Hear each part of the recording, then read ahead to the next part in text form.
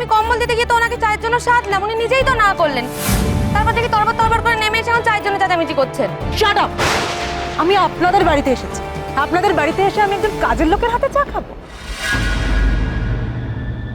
Sir,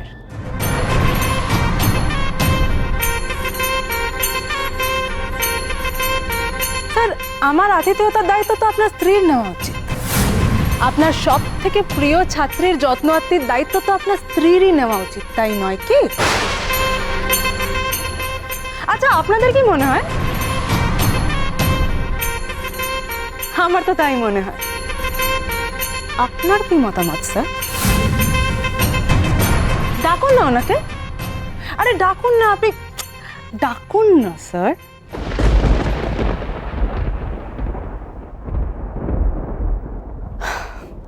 sir, আপনার মনে আছে উনি একবার জোর করে আমাকে মিষ্টি মুখ করিয়ে দিয়েছিলেন। আমি চাই এই গৃহস্থের অকল্যাণ হোক। তুমি চাইতে পারো, আমি চাই না। আকর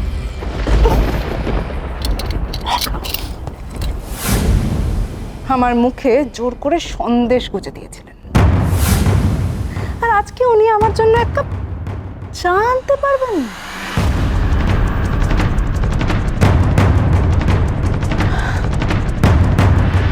ঠিক আছে, আপনি পরেও ডাকতে পারেন। ততক্ষণে আপনি আমার এই নতুন ফোনটা একটু চেক করে দেবেন। এই ফোনটায় অনলাইনে ক্লাস করা সুবিধাজনক কিনা, পড়াশোনা করা সুবিধাজনক কিনা একটু দেখে দিন না স্যার।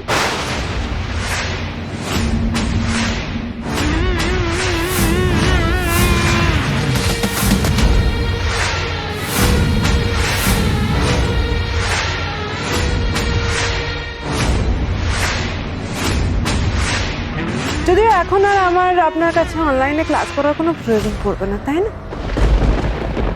এখন আমি আপনার সামনে বসেই আপনার চোখে চোখ রেখে ক্লাস করতে পারবো।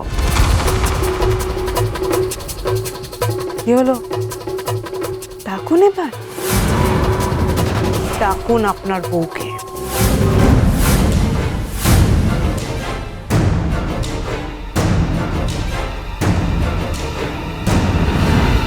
সই, সই।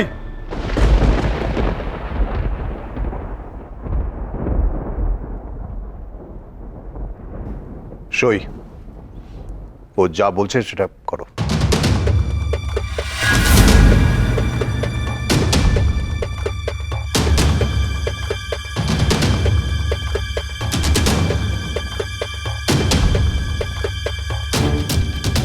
বাস এটুকুই বলবেন আপনি? কেন, আর কি বলতে হবে? আরো অনেক কিছু বলতে হবে। এই বাড়ির সমস্ত অতিথিদের দায়িত্ব যে ওনারই, সেটা ওনাকে ভালো করে বুঝিয়ে দেবেন না?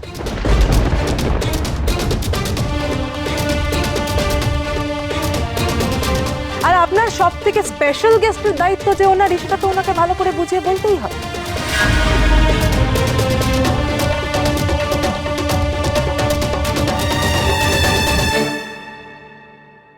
শোনো সই, দেবিনার টেক কেয়ার করার ভার তোমার।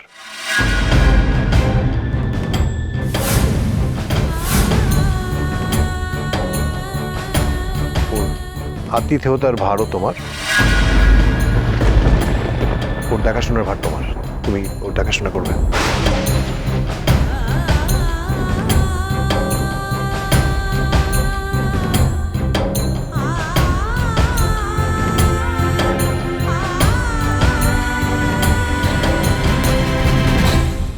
আচ্ছা, উনি ওরকম চোখ করে দাঁড়িয়ে আছেন কেন স্যার? ওনার মুখ দেখে না মনে হচ্ছে একজন অশিক্ষিত নিরক্ষর মানুষের সামনে ইংরেজি কবিতা পড়া হচ্ছে।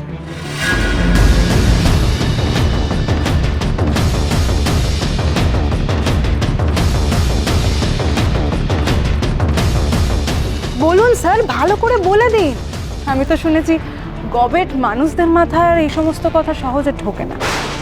সই, ও যখন যা চাইবে সেটা ওর হাতের কাছে তুমি এগিয়ে দেবে। কি সাহস রে, হ্যাঁ? এত সাহস! এই মেজদা, বড় বৌদি আজকে মুখ খুলবে না? সেটাই তো দেখতে এলাম বুবাই। বরফি ট্রেনিংয়ে বৌঠানের কতটা বদল ঘটলো।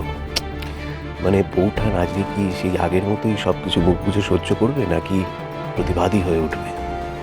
বৌঠান যদি আজ প্রতিবাদ করে, তাহলে আমি বৌঠানকে আজ বিরিয়ানি খাওয়াবো। এই বিরিয়ানি? এই বিরিয়ানি? এই আমিও খাবো, আমিও যাবো। খাস? হ্যাঁ, মাটন মাটন মাটন। নিজেরটাই ওই যে, ওই যে। যান, আমার জন্য চা নিয়ে আসুন। যান। না,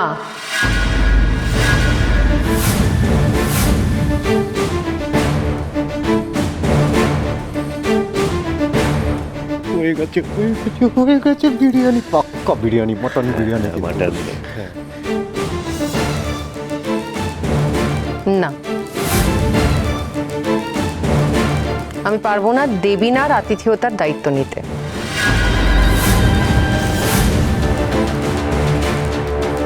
হাউ ডেয়ার ইউ! এসব কথার মানেটা কি সই? কেন তুমি দেবিনার যত্নার্থী দায়িত্ব নেবে না? কেন, অসুবিধাটা কোথায়? বাড়িতে যখন অন্য গেস্টরা আসে তখন তাদের আতিথেয়তার দায়িত্ব তো নাও তুমি। তাদের জন্যই তো করো সবকিছু। তাহলে তাহলে দেবিনার জন্য কেন করবে না? কারণ আমি চুইমা, কি হয়েছে তোর? মাথা ঘুরছে? মাথা ঘুরছে তো তোর? মাথা ঘুরছে, মাথা ঘুরছে, কাটা গুলোচ্ছে বল। খুব বমি পাচ্ছে। হ্যাঁ, বমি পাচ্ছে। দাঁড়িয়ে থাকলে পড়ে যাবি রে, তুই ঘরে শুবি চল। শুতে যাবে মানে? এতদিন বিয়ে বাড়ি চলেছে, ক্যাটারিং এর লোকজন রান্না বান্না করেছে, আজ থেকে তো বড় বৌমাই সব করবে, তাই না? কাজের ভয়ে মিথ্যে নাটক করছে আমি জানি। কোনো মাথা টাথা ঘুরছে না বড় বৌমার। নাটক কর সময় নাটক কর, মেলোড্রামা কর, মেলোড্রামা প্রচন্ড। মা, বিশ্বাস করুন, আমি কিন্তু এক বিন্দুও নাটক করছি না। আমার গাটা গুলিয়ে উঠলো। দেখছি দেবী না ভাই, তুমি গ্রিন টি খাবে, গ্রিন টি খাবে তো?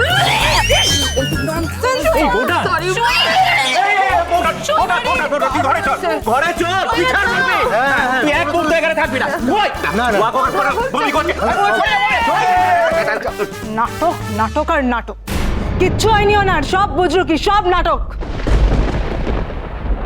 এ বাবা, এরকম করে বলবেন না প্লিজ। আপনার যত্ন আত্মীতে কোনো ত্রুটি হবে না, বিশ্বাস করুন। আমি বলছি, শাশুমা নেই তো কি হয়েছে, বৌমা তো আছে। তুমি চুপ করো। আপনি আবার রেগে যাচ্ছেন, প্লিজ রাখবেন না। আমি ভেবেছিলাম আপনার পা ধোয়ানো দিয়ে আপনার সেবা শুরু করব। আমাকে সেই সুযোগটা দেবেন না? তুমি আমার পা ধোয়াবে?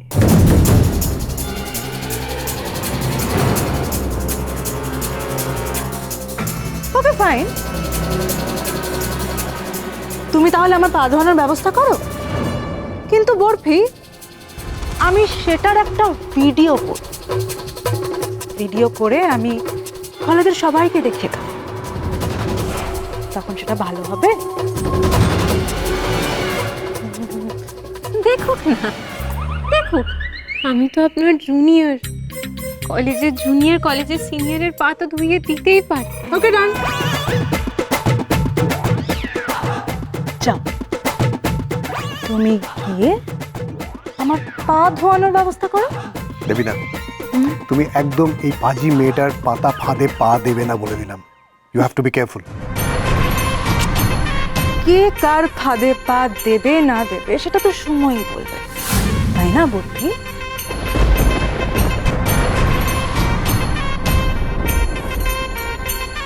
ওকে বস।